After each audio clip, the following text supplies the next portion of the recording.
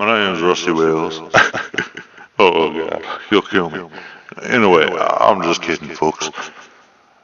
My name is Joseph David Bartlett the third, and you heard Rusty Wales talk a little while ago about the letter that Elvis Presley wrote. Well, to be honest, it was more of a note, and at the time, Elvis was very depressed. He, he was questioning God, and he was trying to find his way. Like many before him, he was having a hard time being an entertainer. He wanted to be at home with Priscilla. He wanted to be at home with Lisa Marie. And there's more to the story than the note could say. There's a lot more that I just wish I could say. Out of fear of ridicule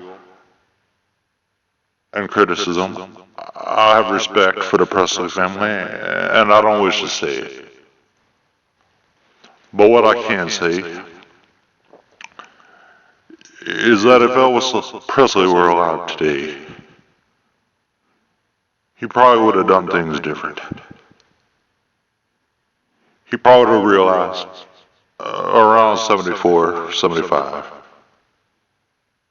that he needed to pay more attention to his family. Mr. Wayne Newton, a good friend of Elvis, once told Elvis, "You need to focus on your family. Don't put music first. Music will always be there, but family won't." Elvis, he didn't know how to say enough was enough. He went down a road that few dared to tread. Elvis was a very spiritual man. And there's been a lot of rumors, and there's been a lot of cokes, and there's been a lot of story changing. If I'm not mistaken, there's been 3 different versions of how he died. And there was every single member of the Mafia, the Memphis Mafia. Well, they've all changed the story.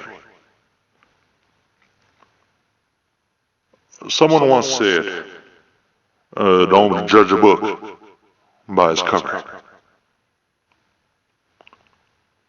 I try to take that to heart. I really don't know what to say. I'm not Elvis, I can definitely say that.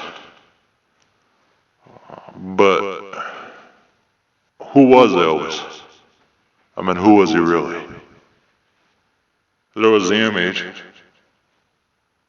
and then there was what nobody saw. And then, on top of that, there was Elvis trying to be Elvis. And there were always people around him. Sometimes he felt like he couldn't breathe. All he wanted to do was walk away. But I guess he couldn't figure out how. But Elvis lives on, and the memories of many. And his music, well, it'll live on. Now, to answer a few questions that I seem to get constantly,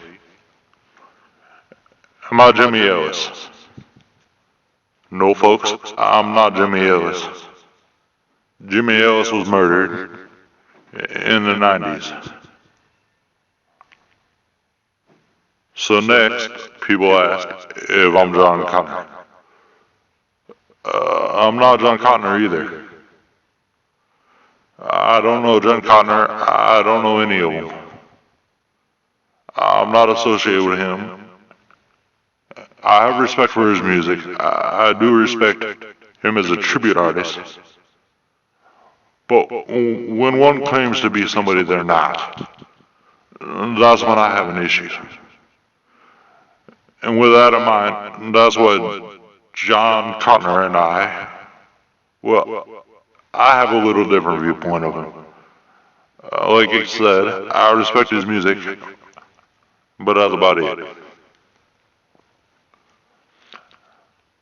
So people compare me to Rusty Wells. Well, if you noticed in the beginning of this, I made a joke that I was Rusty Wells. I'm not Rusty Wells. I respect him. I love what he does for the music, and I love what he does for the memory of Elvis. So I guess you have to question, who am I? Well, folks, I'm Joseph David Bartlett III. This is the way I sound. I really, truly, I love singing music. When I sing music, I feel like I can express myself. I can put into the music my heart and soul. In most cases, I hope people connect with what I have to say. I do believe there's people out there that have more soul than me. And I don't understand why people like me so much. Or a couple people anyway.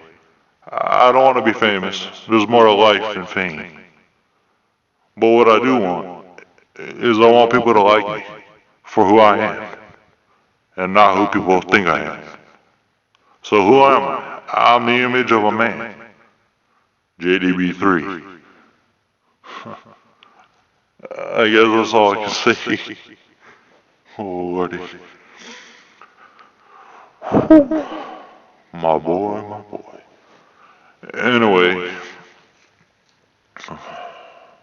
so overtired, man. I've been working on music for like the last 48 hours, man. So tired. Anyway, JDB3 out.